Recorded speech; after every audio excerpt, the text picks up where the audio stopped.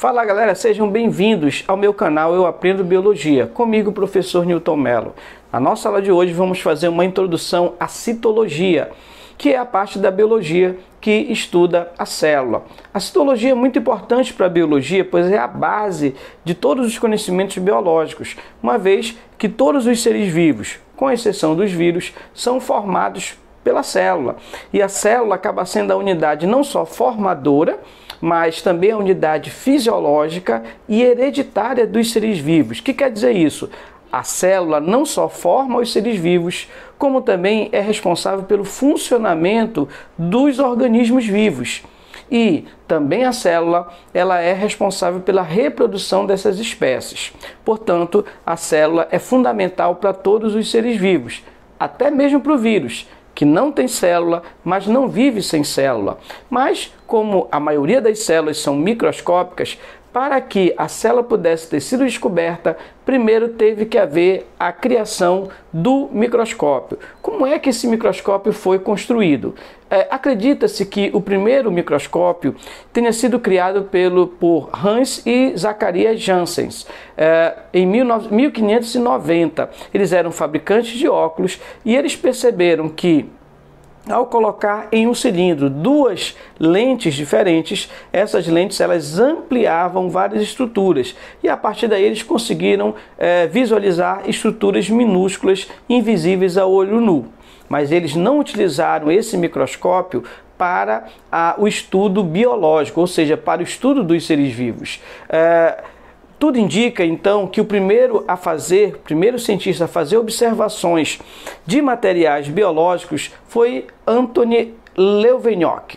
Olha só, esse cara aí que aparece na imagem, ele, na verdade, ele vendia tecidos, era um especialista em tecidos, e para visualizar melhor os seus tecidos, a qualidade deles, ele criou esse microscópio simples, com apenas uma lente. E como ele era muito curioso, ele passou também a observar nesse microscópio algumas estruturas. Acredita-se que ele tenha visto espermatozoide, por exemplo, bactérias, através da utilização desse microscópio muito simples. Mas foi Robert Hooke que, utilizando algumas técnicas de Leuwenhoek, ele cria o primeiro microscópio já composto com duas lentes. Um microscópio um pouco mais complexo e que conseguia ampliar até 300 vezes os objetos.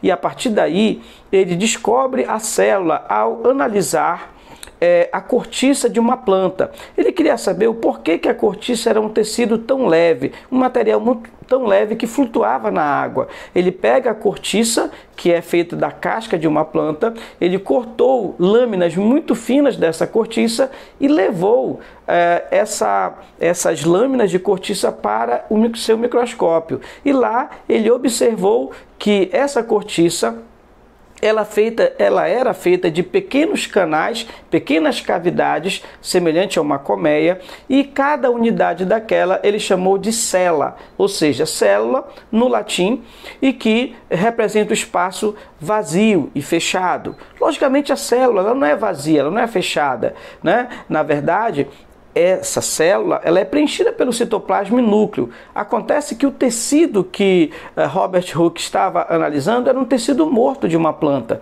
Portanto, citoplasma e núcleo já não existiam mais. Daí ele tem a impressão de que a célula era um espaço vazio, fechado. O que ele estava vendo, na verdade, era um espaço deixado pelas estruturas internas dessa célula. Ele via apenas a parede celular do vegetal, uma vez que a célula vegetal, formada então de parede celular, ela mesmo depois de morrer, a parede celular ela continua. Então, posteriormente, foi observado que as células eram unidade básica dos seres vivos. Lógico, isso não foi Robert Hooke que descobriu isso. Outras análises, outros cientistas perceberam então que todos os seres vivos, animais e plantas eram formados de célula. E aí então criaram essa teoria celular que diz que todo ser vivo seria formado pela célula, ok? Bem, aí, com a criação do microscópio e a observação da célula, vêm as primeiras teorias celulares. Então, uma das primeiras teorias é que todo ser vivo é formado por célula. Bem, essa teoria ela perdurou por muito tempo, mas quando descobriram os vírus, perceberam que os vírus, apesar de serem seres vivos, não são formados por célula. Mas a célula acaba sendo, sim, a unidade fundamental de todos os seres vivos. Ela é a menor unidade viva dos organismos e que toda célula vem de uma outra célula pré-existente. Schlender e Schwann, esses dois alemães, eles criaram essa teoria de celular, né, no final do século XIX, na qual diz que todo ser vivo ele é formado por célula. E eles também dizem que a célula é a unidade morfológica, funcional e reprodutiva dos seres vivos. Na verdade, posteriormente a Schlender e Schwann, houve uma outra teoria criada por Robert Brown, que diz que, na verdade, toda célula apresenta então um núcleo. Robert Brown descobre o núcleo da célula. E Rudolf Virchow, ele diz que toda célula vem de uma outra célula pré-existente. Na imagem você observa um microscópio comum, um microscópio óptico que amplia de 100 até 1500 vezes. Aí você vê, por exemplo, uma célula, um tecido vegetal, né, várias células vegetais. E veja que no microscópio óptico a gente só consegue visualizar citoplasma, núcleo e parede celular, que são estruturas um pouco maiores. Eu não consigo ver no microscópio óptico estruturas menores como membrana plasmática, organelas, cromossomos, não tem como nós visualizarmos no microscópio óptico. Bem, aqui você vê algumas preparações de lâminas que a gente utiliza no microscópio óptico. O microscópio eletrônico, ele já foi criado, né, já na metade do século XX, e ele permitiu que o ser humano pudesse visualizar estruturas, né, muito menores, como vírus, bactérias menores e as organelas, pequenos órgãos da célula. O microscópio óptico ele amplia de 5.000 a 100.000 vezes a imagem.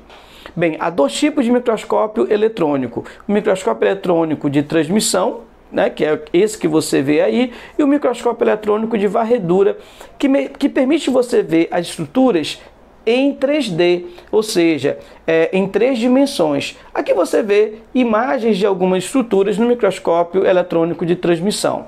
O óvulo com espermatozoide, um vírus, a membrana plasmática das células. Já no microscópio eletrônico de varredura, como eu já falei, as estruturas podem ser visualizadas em 3D.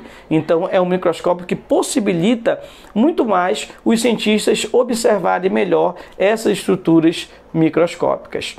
Bem, existem dois tipos basicamente de célula. Nós temos a célula procariota e a célula eucariota. A célula procariota, presente nas bactérias e nas arqueias, as antigas arqueobactérias, são células que apresentam um material genético solto no citoplasma. A célula procariótica ela é muito simples. Veja que praticamente ela não tem muitas organelas. Ela só tem como organela os ribossomos, que são esses pequenos grânulos que você encontra no citoplasma. É a célula mais simples e provavelmente o primeiro tipo de célula que apareceu em nosso planeta.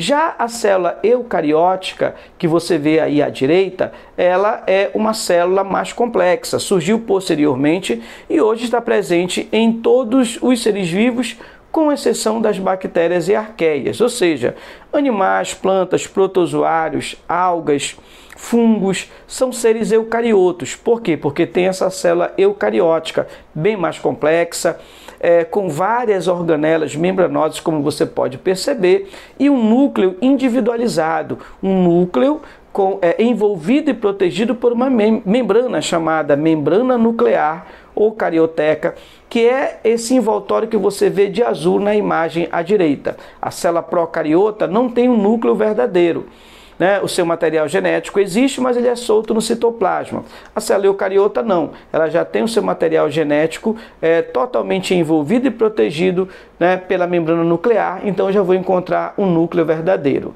No detalhe você vê exemplo de células procariotas de bactéria, note o material genético disperso no citoplasma e uma única organela, que são os ribossomos, esses grânulos em preto. E aqui você já vê uma célula eucariota, uma célula especificamente de animal, que apresenta várias organelas importantes que nós veremos posteriormente. Aqui a célula vegetal, também uma célula eucariota com um núcleo bem individualizado. Note a diferença, uma das diferenças mais marcantes entre célula animal e vegetal é a parede celular, uma membrana mais grossa que envolve a membrana plasmática da célula vegetal. A célula animal não tem parede celular. Bem, como nós falamos agora há pouco, provavelmente a célula procariota surgiu primeiro. Posteriormente veio a célula eucariota. E aí existe uma teoria para explicar, a teoria endossimbiótica. Uma teoria que explica a origem da célula eucariota. Provavelmente ela surgiu da célula procariota a partir de dois processos. Primeiro, a formação de vesículas a partir da membrana plasmática. Então, a membrana plasmática ela se invaginou no citoplasma da célula procariota e foi formando vesículas. Além disso, essas membranas elas foram penetrando no citoplasma até envolver o material genético, formando a membrana nuclear. Além disso, nós temos também a invasão de bactérias nessa célula eucariota. Então, algumas bactérias provavelmente entraram nas células eucariotas e acabaram formando organelas, como o cloroplasto e as mitocôndrias. Tanto é que essas organelas têm seu próprio DNA.